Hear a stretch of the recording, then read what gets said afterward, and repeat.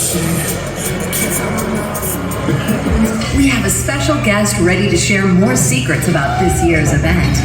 All the way from his home in Ireland to sunny Long Beach, please welcome the creative director and executive producer of Halloween Horror Nights, John Murdy.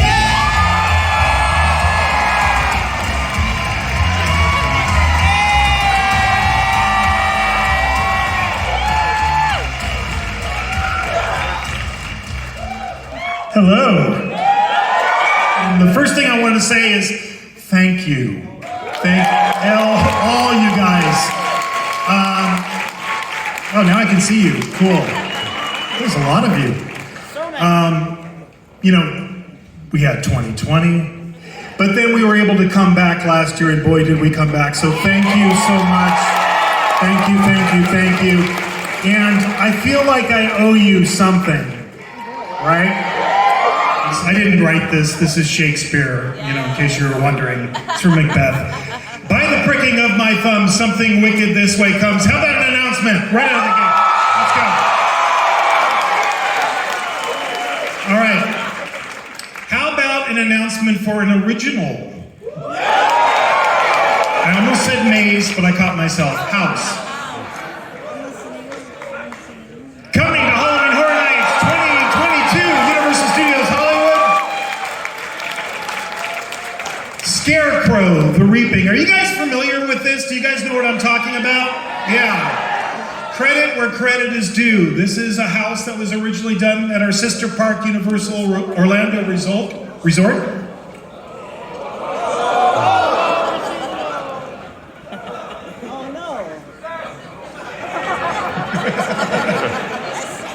And thank you very much. I'll see you guys later. Now, I can't be doing that because I'm not pushing a button. Are we cool? I don't have to get a priest or anything?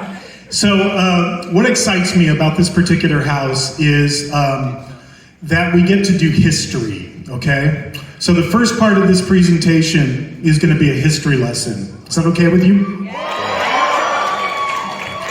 I didn't expect that enthusiastic a response, but no, you know, I'm a big history nerd, and what really excited me about Scarecrow was the setting of where it takes place, which is the Dust Bowl of the 1930s. Anybody familiar with the Dust Bowl? Well, indulge me for a second, because I'm going to give you a little history lesson. So there was this thing called manifest destiny. It was this belief that, you know, we had to not only settle, you know, the original 13 colonies, but we had to go all the way across the entire country, settle the entire land. So in 1862, there was something called the Homestead Act. Check that out. How's that recall from high school? 1862, Abraham Lincoln came up with this thing called the Homestead Act. And basically what it was is if you wanted free land, 160 acres, you could fill out the paperwork and pay the registration fee, and they would give you free land. And this went on for a long, long time, started in the Civil War, continued afterwards. But what it meant is a whole bunch of people that went west. You see them in the picture next to that 200-foot giant woman striding across the land. They weren't farmers. They had no idea what they were doing. So they didn't know anything about crop rotation or the proper management of the land. So they went west and they started opening farms, and then something else happened. World War I came along. America suddenly became the breadbasket for the world, right? So that means they had to plow up more land and more land. And when I said, you know, we Americans believe some crazy stuff, this is something they actually believed back then. If you plow the land, the rain will come, right? It's kind of like if you build it. Another great Universal movie, They Will Come. So they plowed up all this land thinking, well, it's just gonna, the environment will change, it'll start raining, but it didn't happen. In fact, they had a drought. And the area we're talking about is in the South American prairies, so this is kind of the hot spot where you see on that map. All of the land just turned to dust, and as the winds came along, it just blew it all off the land, destroyed thousands and thousands, millions and millions of acres. And these are actual newspaper headlines, and this is all part of the research I do when I'm first starting to work on a house. So you have these things called black rollers or black blizzards, and to me there's nothing scarier than history. Why is that? Okay, just imagine yourself. Imagine that's your house, okay? You're a farmer, you're waking up on a Saturday or Sunday, and you come outside and you're like, oh, what a beautiful, oh my God! Look at how big that is. Imagine this 200, 300 foot dust cloud is coming at your house. And then when it left this. Honey, I'm gonna get the car and I'm gonna go. Everything was covered in dust. And if that wasn't bad enough, after the dust storm swept all the topsoil off this country, then came, I'm not kidding, the plague of locusts. Actually, my grandmother grew up in South Dakota around this time, right? And she remembers the plagues of locusts that were coming across the prairies and into the farms in those days. And I remember as a kid, she told me that they were so thick on the windows it blacked out like all light. Everything went dark. So when I say history is horror, this is what we're talking about. So what did people do? They left. It was the biggest mass migration in US history up to that point. I think it was 3.5 million people just got up, abandoned their houses, and left. These are all famous photographs taken by Dorothea Lange. They're in the Library of Congress. And this is great research for us. So when we're starting working on something like this, we start plowing through all of those pictures, we start studying everything, and it suddenly dawned on me that what we were really doing was an ecological horror story, right? Because horror as a genre, since the beginning of time, it always deals with the existential threats of our time. Do you remember like back in the 1950s when there was all those giant atomic mutated insect movies? Universal made some of them like Tarantula, or The Deadly Mantis, or the Warner Brothers film Them. What that was really dealing with was the atom bomb and the fear of the atom bomb. So this is an ecological horror story about a climatic disaster.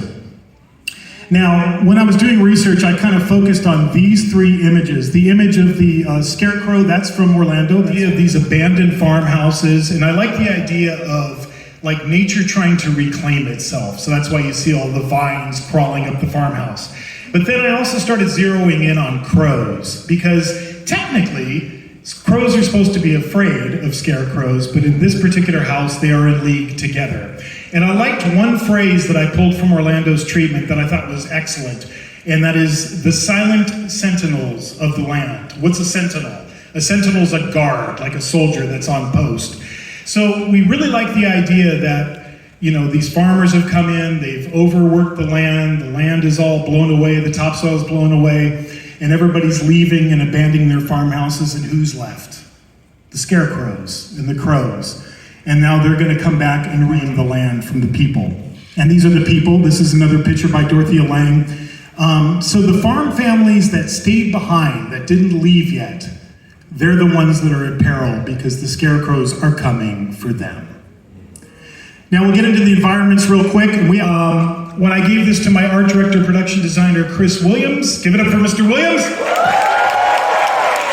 I gave Chris all of the research, all of the pictures I pulled, and then he designed our farmhouse. This is the original elevation.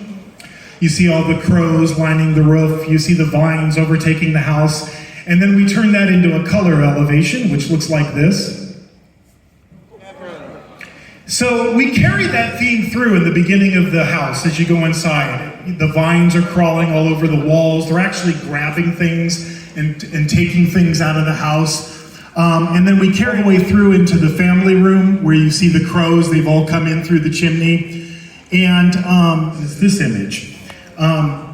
You see this little girl in a kitchen.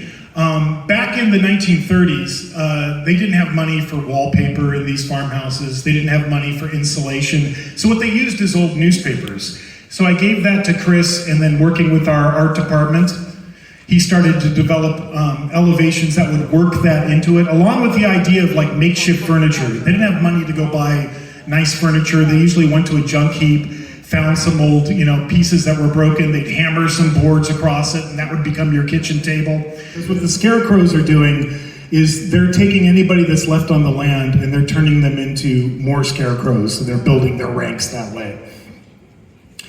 Then we have to leave the farmhouse. I love this picture when I was doing research of this outhouse. Thought this is a wonderful water spritz opportunity. You're welcome. So you're going to go by this old outhouse, and of course, you know, you're going to get sprayed. But again, the crow, you keep seeing these crows showing up. They keep showing up through the whole thing. You see them as you go through the entire experience, including when we get to the barn. There's a whole number of them on top of the barn. And then, since we were talking about water spritz effects, I did a lot of research on bird poop. Okay.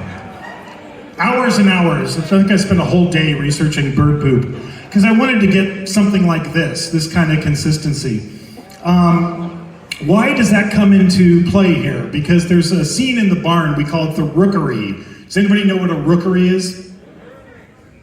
It's where crows go. Yeah, that's where crows make their nest. They make their nest in a rookery. So we're going to take you through the rookery. This is, and I'm going to screw this up, it's a dectaphonical? It's a 10-sided room. And the crows are all above you, and then all those dark spots, that's their poop. And, you know, just to go one better, they're going to poop on you as you go through the scene.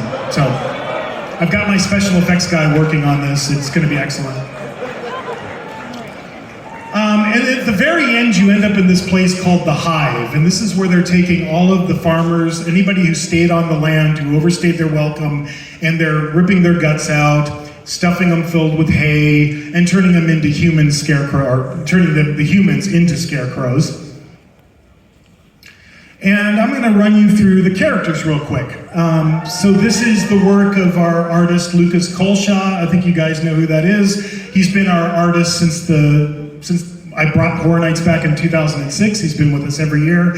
If you went through The Bride of Frankenstein Lives last year, Lucas did all those gorgeous illustrations. So we have a whole bunch of different kinds of scarecrows. I'm just going to click them through real quick. These are our baseline scarecrows. And then these are what we call dusty crows. So they're like covered in that topsoil that's blowing all everywhere. They're all chalky looking. And these are the skelecrows. And the sepia crows. So these are the ones that were human not so long ago, but the blood from their wounds is still seeping through their scarecrow wrappings. Beast crow and barn crow. And these are the humans that are being turned into scarecrows. These are our cocoon crows.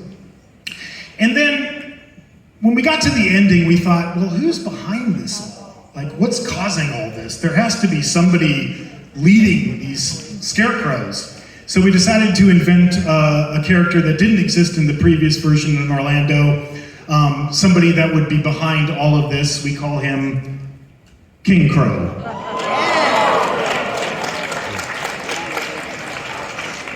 I want that coat and that hat. Maybe not the pants, but the hat. So obviously this is a stilt walker. And he's actually got LED eyes, because all of the crows in this house, they all have red eyes and they all glow red. So this is the man behind everything. And this is a bonus shot that Lucas did. This is just the full cast. And that's Scarecrow. All right, what should we do now? You want to hear an old Hollywood ghost story? Okay. Back in the 1920s, at the early days of the birth of cinema, not too many years after Carl Laemmle moved his company west and opened Universal Studios in 1915, the local newspapers in Hollywood have this headline: Lillian Von Drake, the heiress to the Von Drake oil family fortune, has announced that she's getting married to a man named Maxie DeVille. Now, Maxie DeVille is what you would have called back in the 1920s a drugstore cowboy. What that means is it's a guy who dresses up like all fancy clothes and hangs out in front of drugstores in order to pick up women. In this case, he met Lillian, he swept her off her feet, she falls head over heels in love with him, and they get married, much to the chagrin of her mother, Mildred Von Horn, who is the widow who has the entire oil fortune. Because no sooner do they get married, Maxie starts to work on a luxury hotel. It's up in the Hollywood Hills. It's just directly below the famous Hollywood Land real estate development sign. But he spends all of this money, millions of dollars, building this beautiful luxury hotel and starts hobnobbing with the, rich and famous of Hollywood. And then, only a few months after that, tragedy strikes. A pair of sisters, Dottie and Dolly Klampendorf, are found dead on the premises. Dottie, the maid, is found swinging by her neck in the elevator. Dolly, the cook, is found with her head in the oven, an apparent double suicide. But then more stuff happens. Strange accidents that can't be explained, suicides, until the Hollywood press starts labeling Maxie's Hotel a hotel of horrors. And then tragedy strikes again. Mildred Van Horn, the mother-in-law, is found dead in her bathtub, electrocuted when a radio accidentally falls into it. And then tragedy strikes again. Lillian DeVille, formerly Van Horn, dies in a freak fire in her bedroom. Now, during the fire, Maxie rushes to her side in an act of bravery, tries to put out the flames. He's badly burned, but he survives. And then the police start getting suspicious.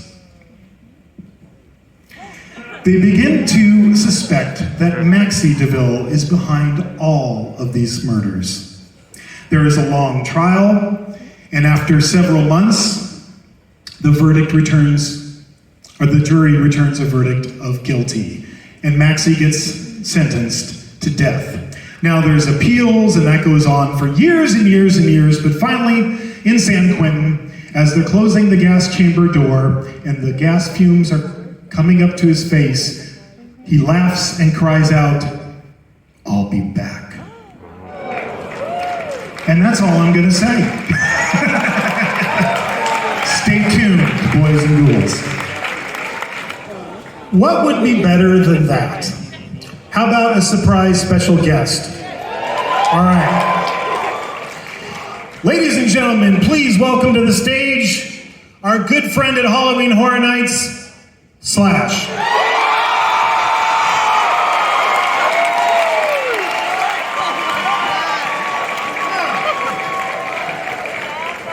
Have a seat.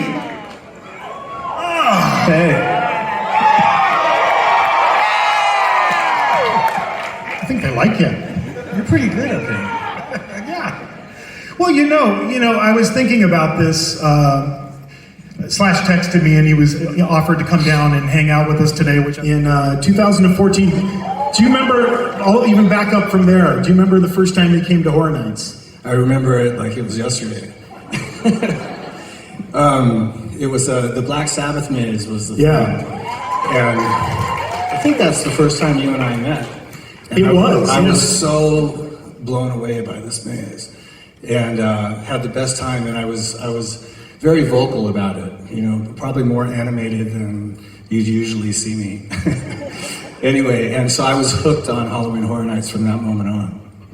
And I remember that night when we came out of that maze, you said, I'd like to do this. How can we do something together? And so I was like, okay, let me think about that.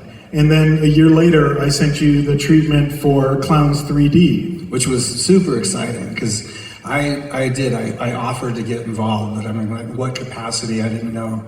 And he called me up and he goes, I got this original maze that we're doing, and would you be interested in doing the music? It's this psycho clown thing. And I wrote something in my mind that second. You wrote it like right away, didn't you? Yeah. Literally, when you told me that, I had a melody in my head, and that's basically what this is based on. Today we have a lot of ground to cover, so I'm going to play a little sample from this. I think I brought the track of the whole maze, so forgive me, I might have to cut it off a little bit early, but we're going to go back down memory lane and revisit some of the things Slash has done with us in the past, and we're going to share some of the things Slash is doing with us in the future. So here's a little bit of Clowns 3D.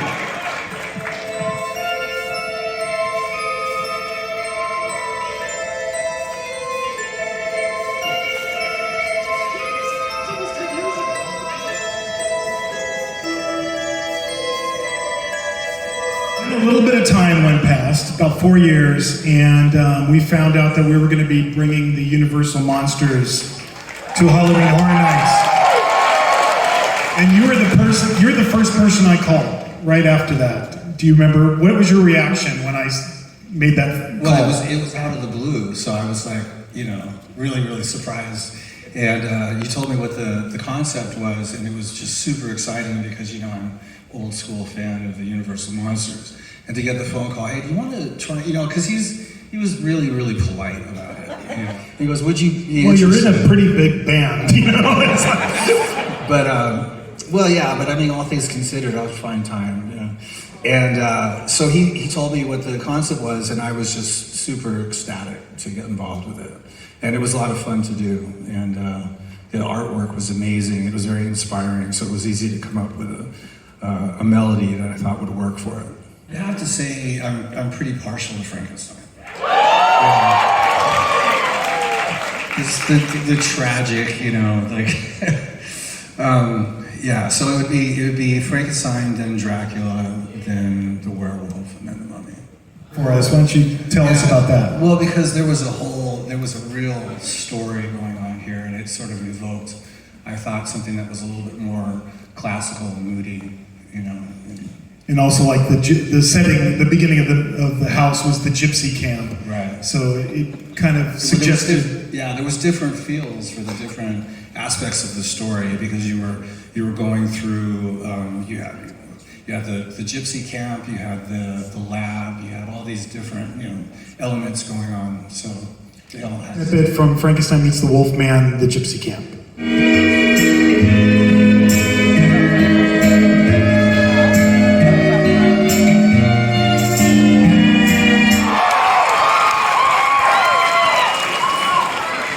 I take it you guys like The Bride of Frankenstein Lives, huh?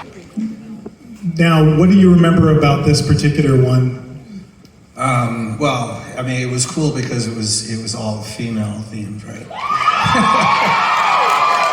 I was sort of partial to that idea, And then, I mean, you have this great story of the Bride of Frankenstein trying to revive her mate. And having to deal with getting the vampire, what do you call the vampire brides, to work with her. And in order to work with her, she had to kick the shit out of him.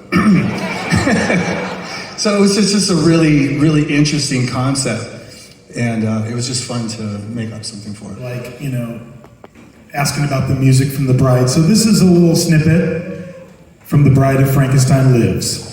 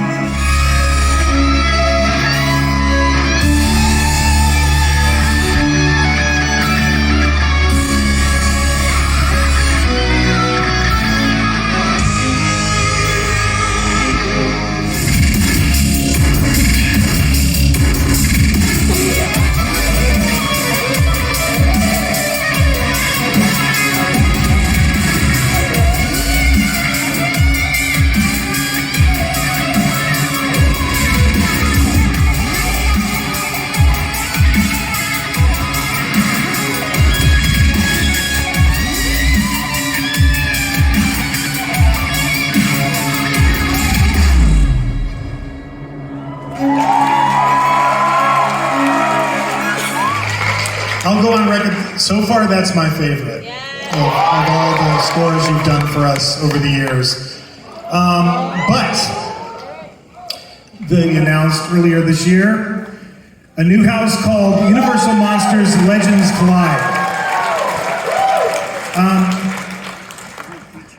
Just real quick, tell you a little bit about the concept of this house.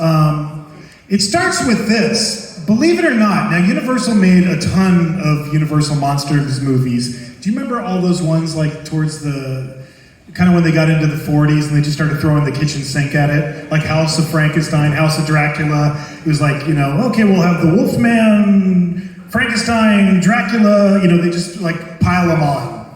Believe it or not, they never did a movie in the original Universal classic monster horror cycle that had Dracula, the Mummy, and the Wolfman. Never happened.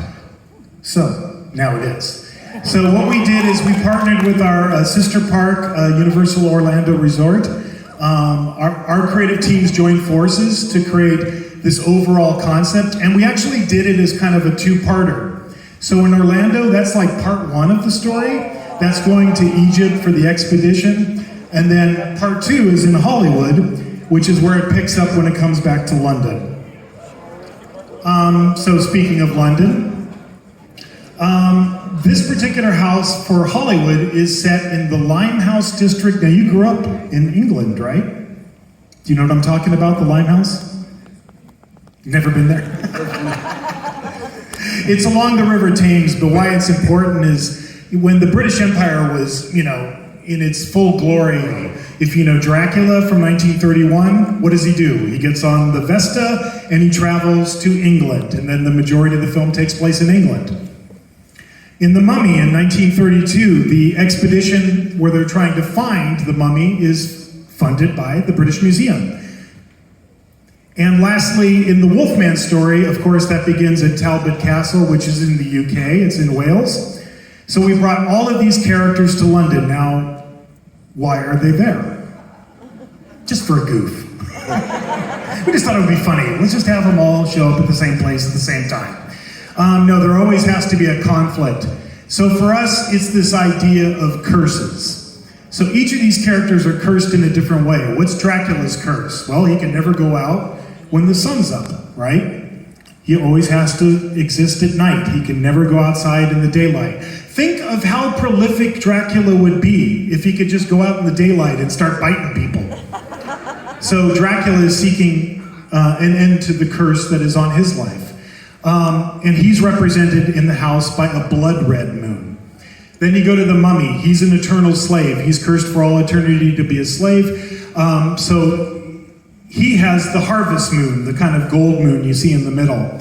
And then the Wolfman, his curse is obvious. Every time the moon is full, he turns into a beast and ends up having to kill people that he doesn't want to kill. So all of these characters are searching for an end to this curse. And what it's all tied up with, or what we decided it's all tied up with, is a character named Amun-Ra, sometimes just called Ra. He's like the god of gods in ancient Egypt. And just above his head, that hieroglyph, that's his symbol. So we wanted something to represent him in the house, and we thought of the idea of burial amulets. The Egyptians would bury mummies with amulets that were supposed to help them in the afterlife.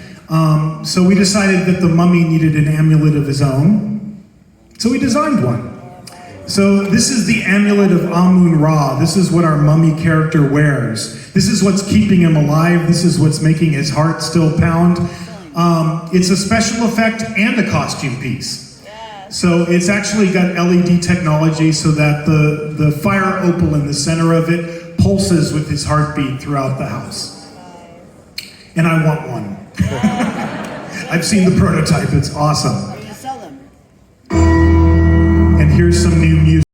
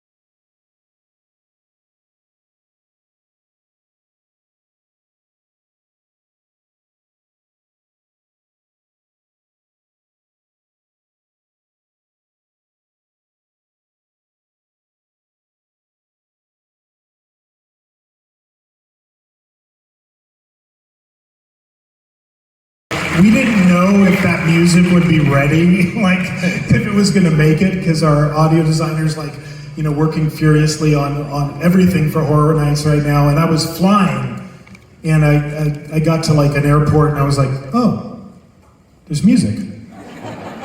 I got it at the same time. I was like, oh. So that's like the first time I've actually sat down properly and listened to that track.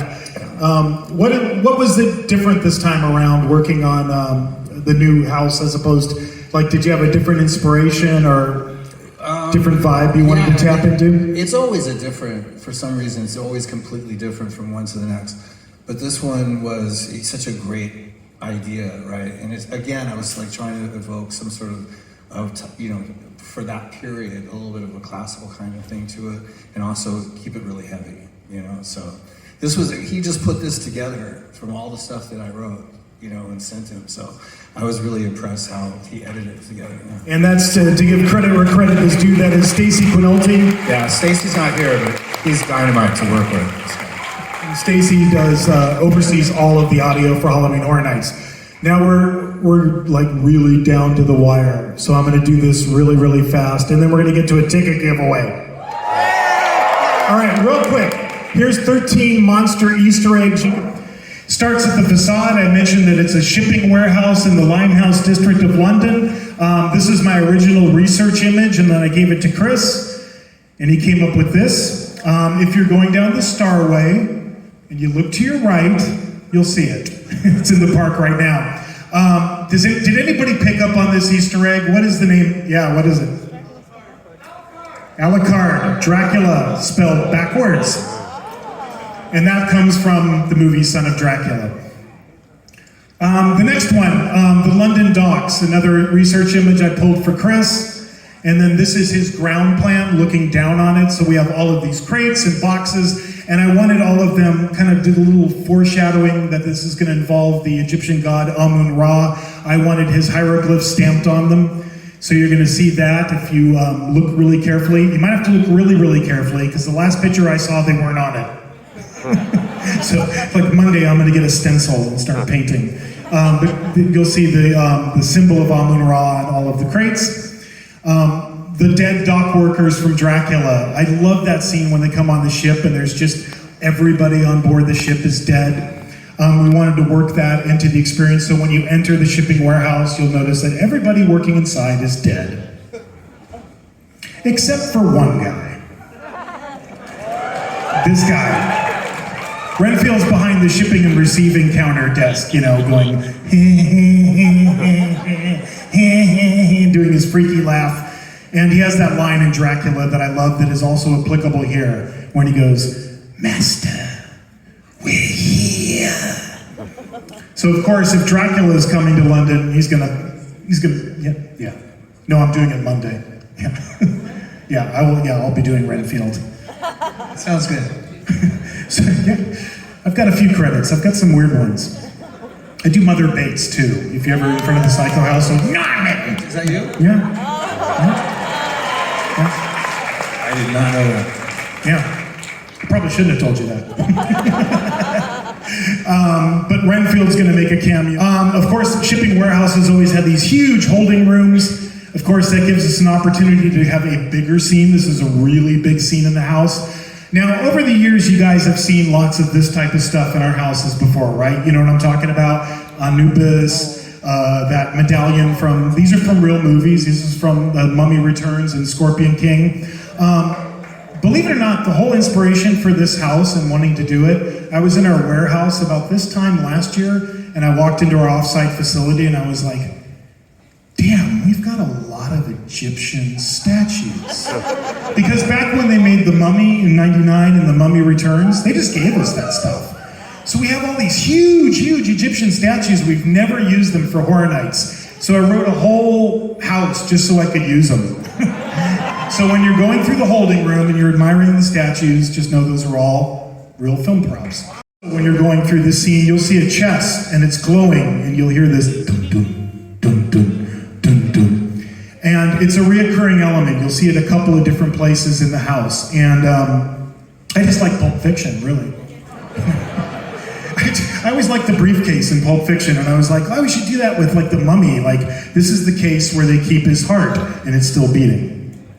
I need a really big tent in the future to build this house because like, when I say this is the Amazon of the world, look at how big these places were. We wanted to take you through the storage rack, so you're going to be going through the storage rack scenes. You're going to run into another character named the High Priest of Karnak.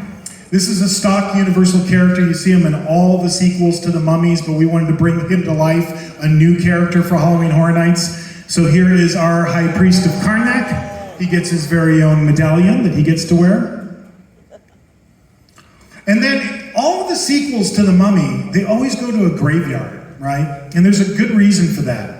It's because they didn't want to go to Egypt to film these movies. Like, did you ever notice this about the Mummy movies? Like the first one, there's all this amazing Egyptian, sets, and then all the other ones, they're like in America. You see some of them, including this one, which has got the name Browning, which of course is an homage to Todd Browning, the guy who directed the original Dracula.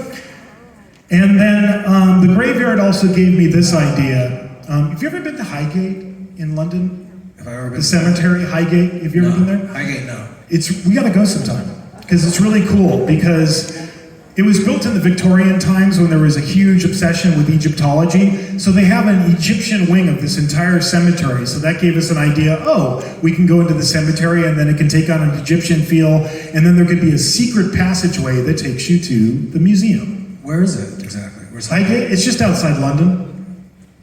I will check it out. Turn left at Big Ben, and then you go past. There's the glowing chest, and the curator, of course, is dead. And this is Dracula's scene where he comes busting in with Renfield, and he's trying to steal the amulet, but the amulet's gone. What is Dracula doing? He's trying to raise an army like himself to take over the world, like all good vampires. So that means we could get a couple more Easter eggs in, including posters for the Egyptian exhibit they're planning for the museum. And if you look real carefully underneath where it says a public celebration, it says there will be a short address by S. Hudson on Egyptian music. Shit. How much do you know about Egyptian music? How much do a little bit. Okay. A little bit. Actually, I wrote some for this, so. So this is a tribute to Slash, of course.